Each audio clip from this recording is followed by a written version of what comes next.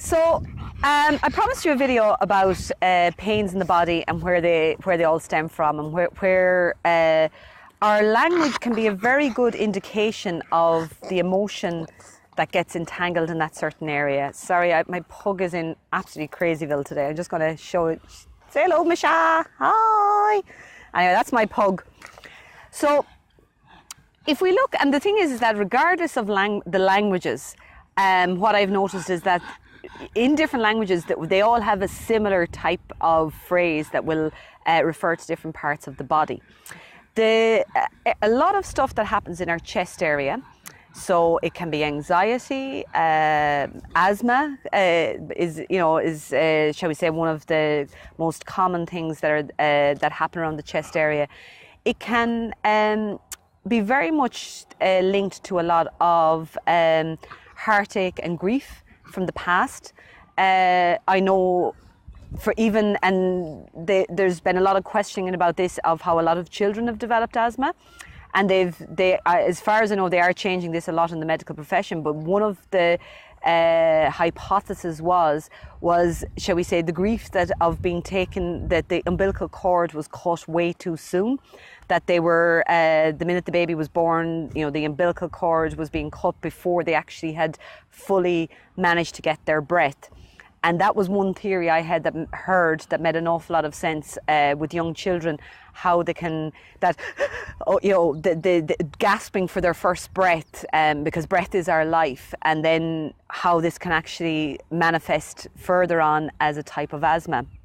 And that was one very interesting theory, because the chest area is very much, as I said, if you think about it, it's the heartache, or when you're in joy, your heart feels like it's just going to burst and everything. So it's that real chest.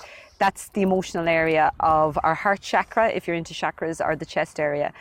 Moving more down around the stomach and the gut is areas of the body. It's like, as I said, your gut feeling. And I have a video already created on this, and how not tuning into that can actually start to manifest trouble in the gut area. Stomach as well is very around worry, anger, fear. It's very much again, if you're into the chakras, it's the solar plexus area. It's a very much an emotional center, and if you think about it, our stomach is where our food and everything comes in. So it becomes. It's survival instinct can really kick in with our stomach and our gut.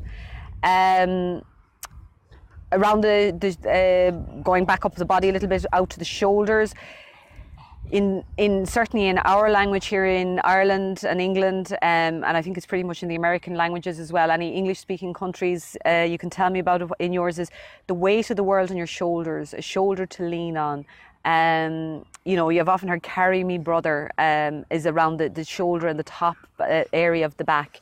That is, in my experience, a lot of people who have come into me over the years in my therapy business that would have shoulder problems, and they are the support. They're the person who has spent all their time shouldering everybody else and helping everybody else.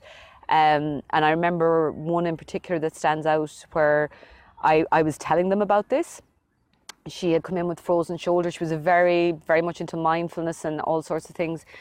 And, and I was saying how the shoulder is a very, very emotional part of the body, and I said, and think of the language we use. And as her shoulder started to release, she was like, because I am a therapist for pain, and that I'm not qualified for any sort of, shall we say, psychological problems. So I referred her to somebody, but she came back and she went, oh boy, I know where this is coming from, and I don't know, am I ready for it? And I got her the name of somebody, a therapist that could help her on that level. But it was an emotional hold that she had in her shoulders, and her body had held it there. And it was the first time probably in her life, because her family was raised and gone, that she was able to suddenly deal with it. And it manifested as a frozen shoulder, and she was able to. And I just said, be at peace with your shoulder until you're ready to start moving forward with this. So that's, you know, the shoulder area. Again, the neck is, you know, those, if you're surrounding yourself with those people that just are a real pain in the neck, this can cause a lot of neck tension and everything. That then, if there's any weakness in the neck area, can like if you've had any accidents over the years, the neck is a very vulnerable place because of the weight of our head. So like I've even seen this where people, they could have had an accident. Like whiplash is not just in a car.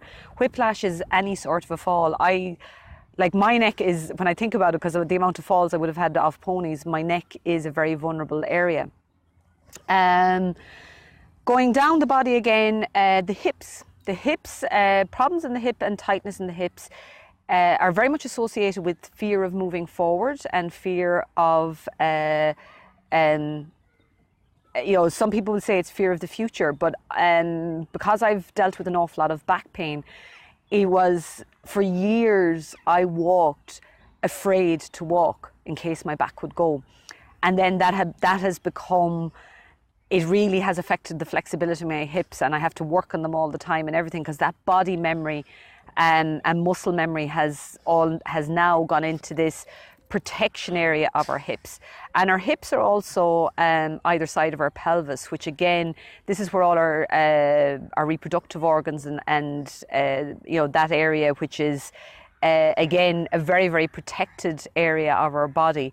So our hips are real protectors. So if you're not feeling protected in your life or secure in your life, in that is, you can end up having a lot of issues around the hip area. Dancing is absolutely brilliant for this because it allows you the freedom to have fun with it. Moving down more to the knees. The knees, believe it or not, are huge. Oh my God, I've had so many clients, they come in with a sore knee and absolutely it explodes with some sort of an emotional connection to them. The words we use around our knees are you go weak and wobbly at the knees. And this can be a lot to do with even relationships and everything. Is like, oh, I went weak at the knees when I saw them, you know. My heart fluttered and I went weak at the knees. So it's a very strong emotional place. Particularly because I have to admit I'm a little bit obsessed with back pain because I had to deal with it for so long. But when the hips go into protection, the knee has to start overworking, and that actually can increase a lot of the emotional stuff that's going on with back pain. Because if you just think of the body mechanics of it, if the hip can't move, the knee has to start doing extra work. So again, a lot of stuff can go down into the knees and become, you know, a lot of emotional stuff can get trapped there too. So that's just a very, very quick body scan. There's so much more into it. I hope you find this interesting. But it's just, you know, regardless of, you know, just wherever you're feeling pains and aches in your body right now, just stop for a minute and just think, okay, so what are the words we tend to use with this part of our body? And I'm sure I'm just giving it, I suppose, from the Irish point of view of the phrases I would have heard going up, you know, that wobbly at the knees and weak at the knees. So again, you know, fear and anxiety can come from there. You know, as I said, the heart palpitations, feeling sick to the stomach. But this, I am sure, is very different in different cultures, and it may vary because our attention for the emotion will be locked into the words that we've been hearing all our lives. So I hope you found this video interesting. Let me know in the comments below. I'd love to hear more thoughts on it. Based on what the feedback, I can create more videos. And of course, do the whole subscribe, thumbs up. Please hit the notifications button so you get to see my next videos. I'm now doing them. I've got into my routine that I'm quite happy with, is the Monday, Wednesdays and Fridays, the 3 times a week. As I said, I think it's very sustainable and I'm thoroughly enjoying it. So let me know and I shall talk to you soon. Bye.